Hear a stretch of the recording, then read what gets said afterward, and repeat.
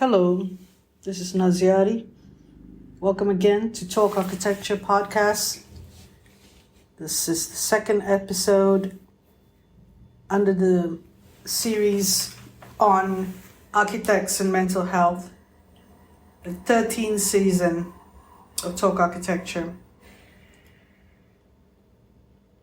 Well, I learned some terms and keywords from the last episode, reading and reviewing the article in rethinkingthefuture.com under architecture community, the article called The Profession of Architecture, whether the profession is stress.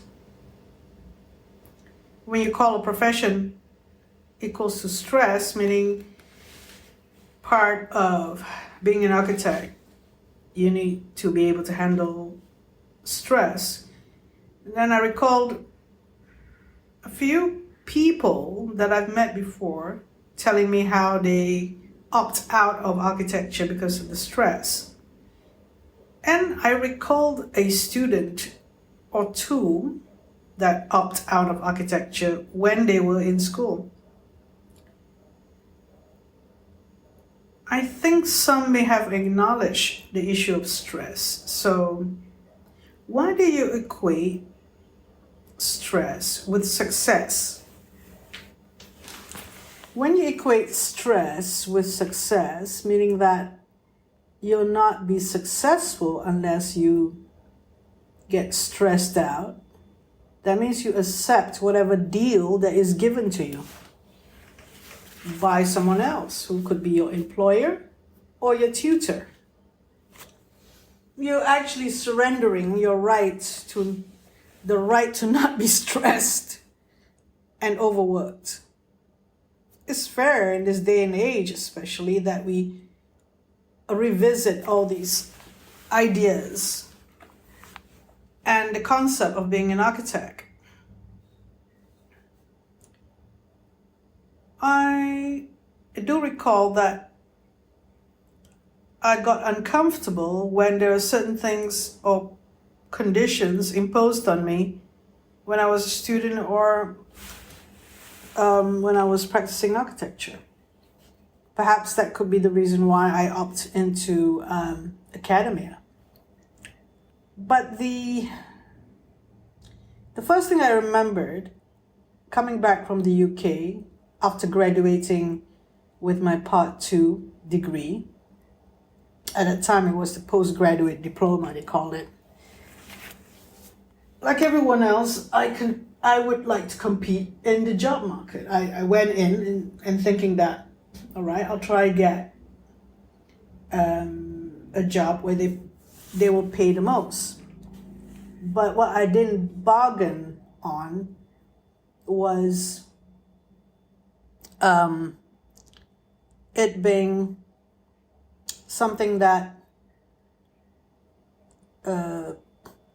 made me feel very, shameful or guilty thereafter when I couldn't cope with being working in at that time where there were no, so shall we say, coaching, or the architecture firm, the directors expected me to get on the job quickly without any training or without any consideration to coach.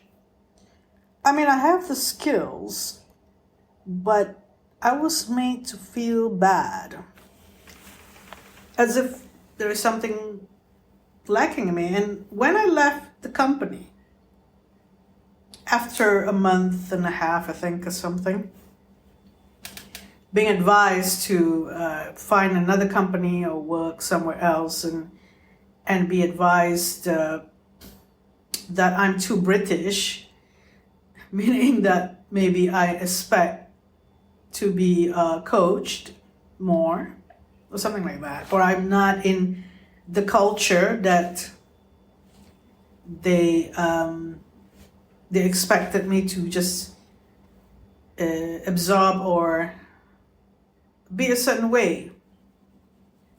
So I'm thinking about the culture. We were talking about the architecture culture that was discussed earlier, and maybe I'm not a good fit with the company, but it made me feel bad at that time. So I did want to go back into practice quickly after that, but I decided to go into academia, and then after that I went into practice again.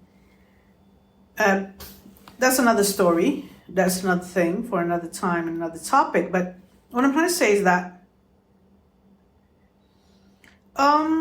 it's like you're indispensable.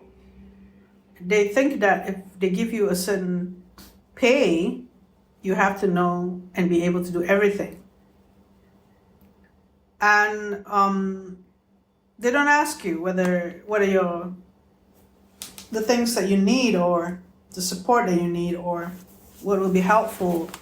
There is no sitting down with you and go through some points, or when they take you in the interview,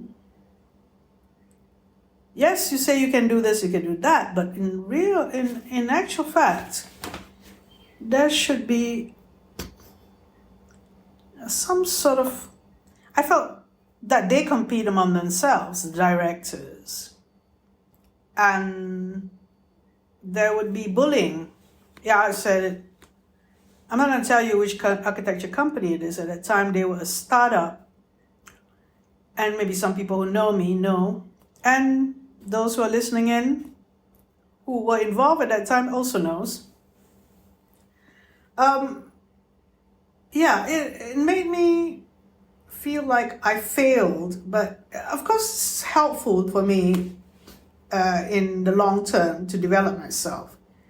But when I revisit this situation where I didn't fit in their culture, the culture includes staying back late and working overtime, trying to resolve, and not, you gotta be on your own, independent.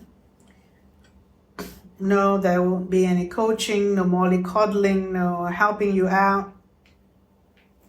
And in this day and age, if that was some time back, because if you know my age, you know how long that would be. But now, there needs to be a certain amount of orientation, or you can't just be advised to leave quickly. Some sort of a bedding in. I think it was unnecessary that I was kicked out very quickly on. But I wanted out. I mean, I felt uncomfortable, very uncomfortable. I mean, I could pinpoint all the things that had happened to me. But, it doesn't really matter now. But in the context of mental health for architects, I would say that I saw my shortcomings, and there was just me beating myself up for whatever lack I have. Because when you go into architecture, there is this sense of competition, or to be competitiveness, yeah? That is, shall we say, a normal way of expecting that if you want to play ball, you've got to actually have the goods or whatever. Well, I find that design was great, and I enjoyed design, and I don't find myself struggling with design. It took me extra number of years to figure it out. I'm not like everything was perfect. And but I like design a lot, and I was shall we say capable. and I could come up with the goods when I was in school. But my school wasn't shall we say, one of those Ivy League or one of those big schools. It was a fairly decent school that I went to two schools. One was more theoretical in the UK. But before that, I was in a technical school in where I come from in Malaysia. So I had the good luck of experience, shall we say, when I deal with things. But I was set in my ways. Probably that was one of the reasons they figured out that I'd be difficult to fit into the architecture culture of that office. I mean, how many of you had felt that way when, I don't know, maybe not necessarily just for a short time like me, because I would do that. I would, if I don't feel something is right, I know quickly when to get out. I won't stay around until I suffer too long. I figured that that's the way I am, but later in life, it's not necessarily like that, but that's another story altogether. So for you out there who have had similar experiences, you know you can do the job, you know you have all the skills, but you just cannot fit into the architecture culture of that office. It's a shame if students of architecture started architecture in architecture school and was forced to think that way. I was lucky that I only had this problem after my part 2. I mean, this sort of cultish thing, you know what I mean? A culture that you need to fit in. Well, we come to acceptance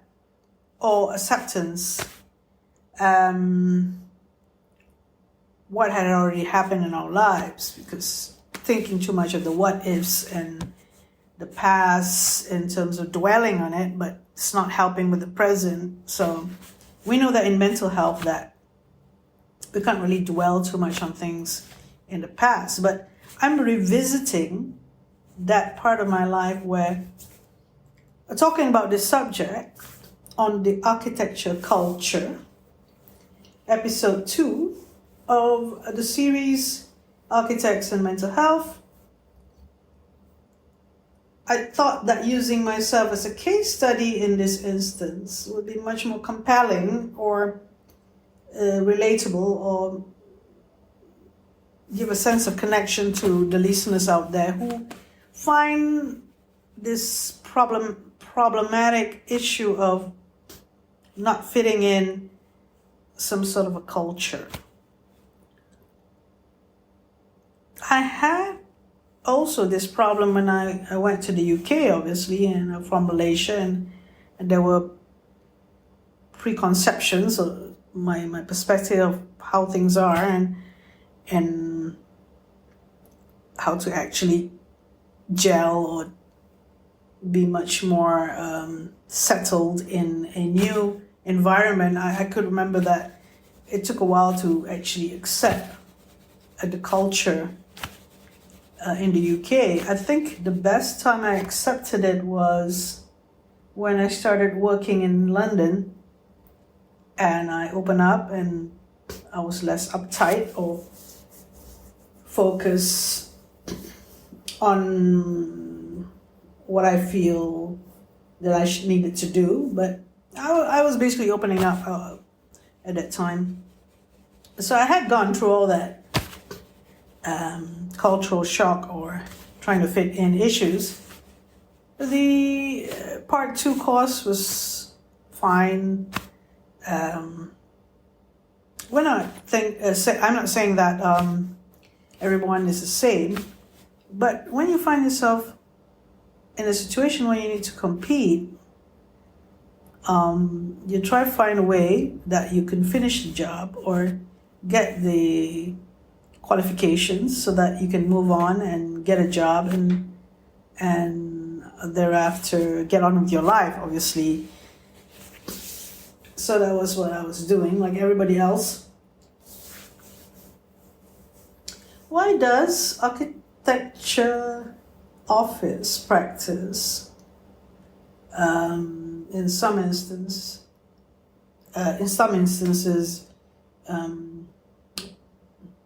play out the cultural aspect of the working environment?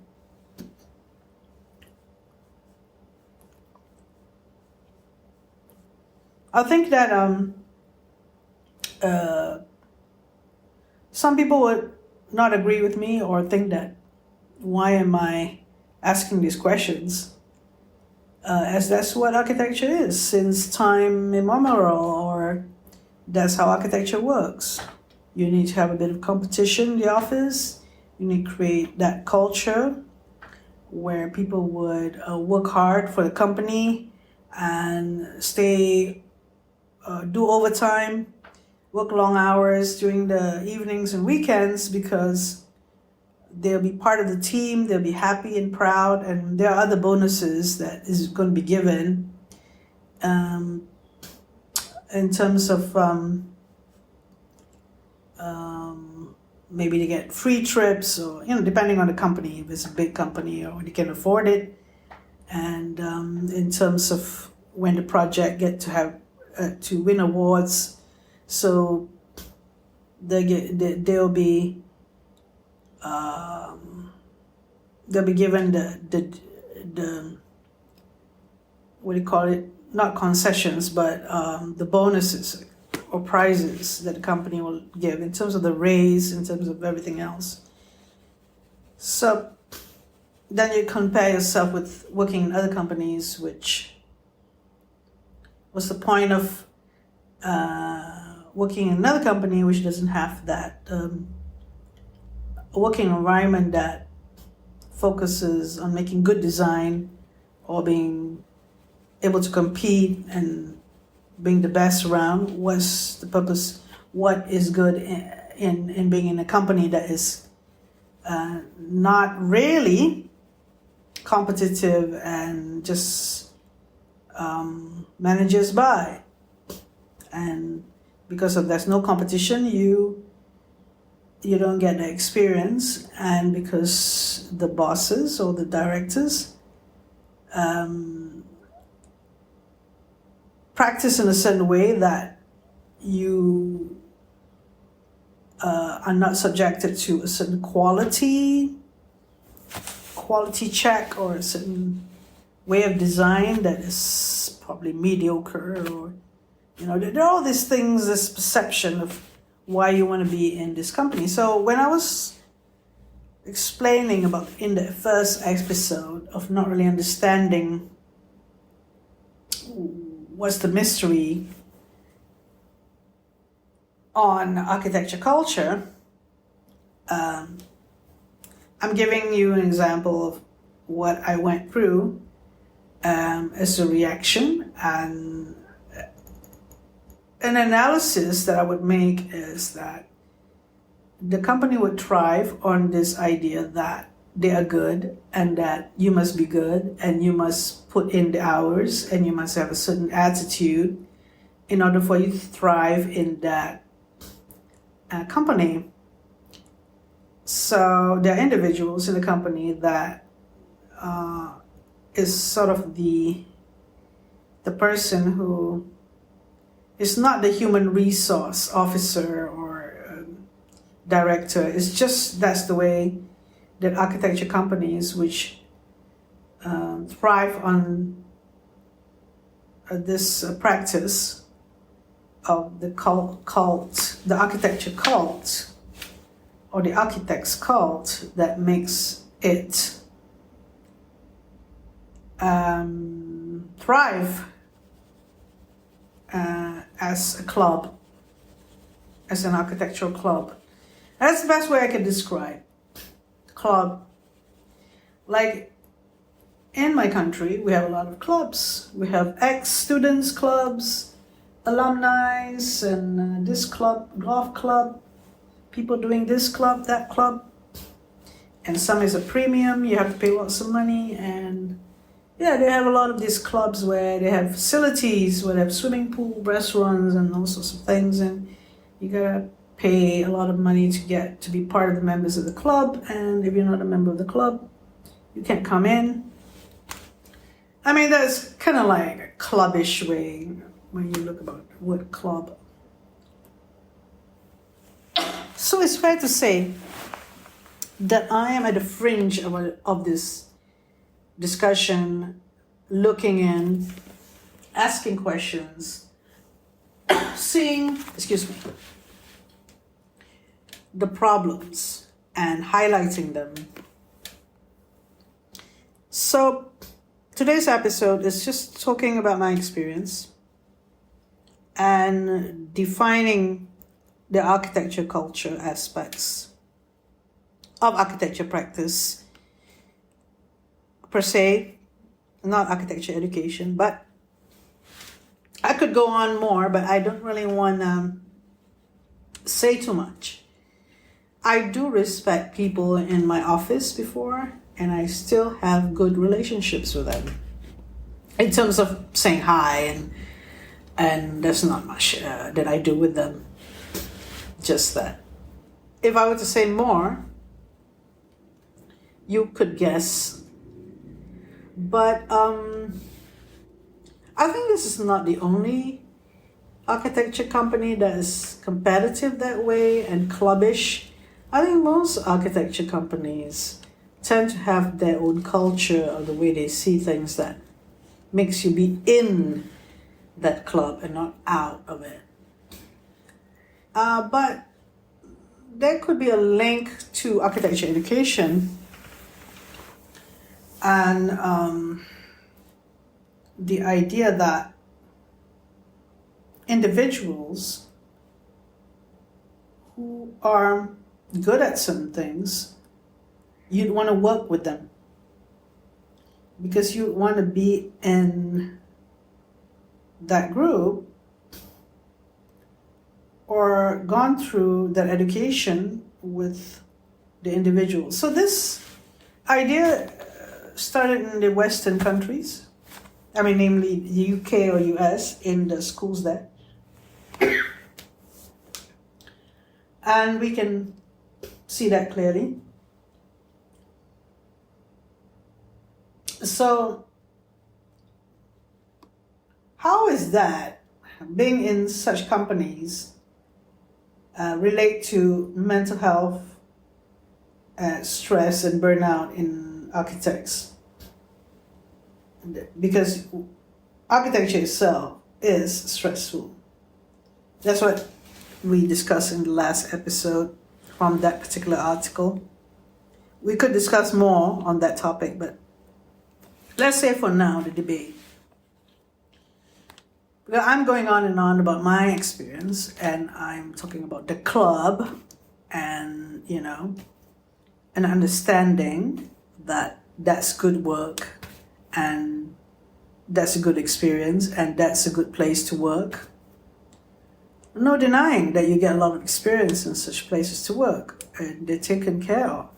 Though you work extra long hours and expected to work extra long hours and put in the shift,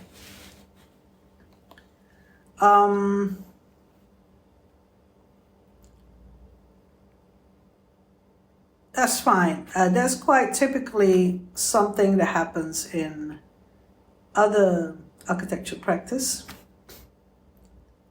But the nature of architecture is that you need to put in the hours so that you get the perfection. That's the one that I'd like to discuss. That if a student of architecture only know to do one thing but doesn't know to do the other thing,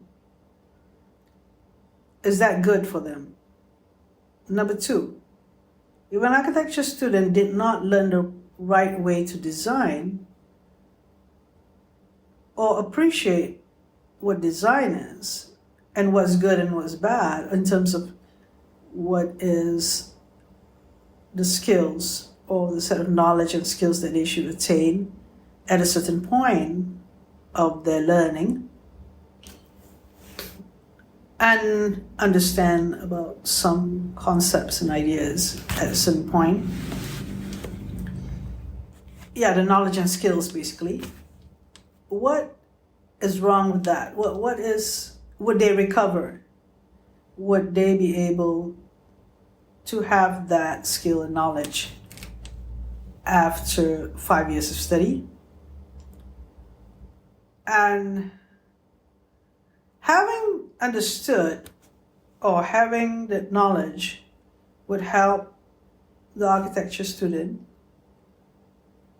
to be able to cope with design, development, and work, that they don't really need to work the long hours. Now, the question could be that not everybody can do that. Not everybody will acquire that skills and knowledge. I disagree with that. I think that's the very basic of architecture education, because they were not taught properly. They were not taught properly, meaning it is something that is the bread and butter of architecture design and should have been sorted out when they were students, because the curriculum did not allow them to get that sorted early. So it messes up the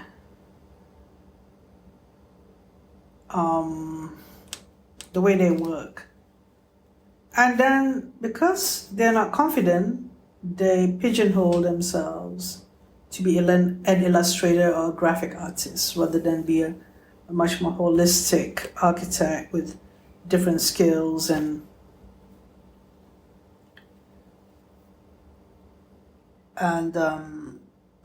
that architecture students at one point, they got to be good at everything.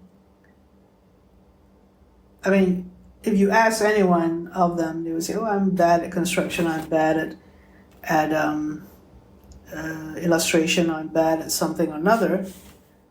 They know that they can feel for themselves what they lack of, because that's the sense and sensibilities that they need to acquire as an architecture student. Push forward to when they are architects, what is all about. So that it could be that they want to be promoted and earn better so that they can achieve their dreams, other dreams of earning, of saving much more money and getting, able to do things that they want in life. So what is the problem? The problem is this idea, this dream that you want to go for that dream, but things are not helping you out.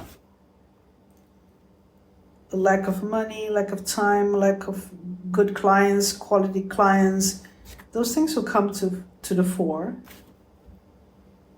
And unable to manage and coming into a situation where it became unmanageable.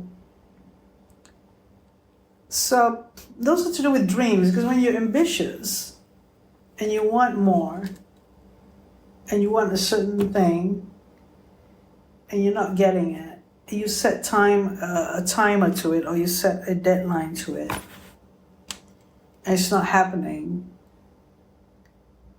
and it's too little pay, and you keep making mistakes.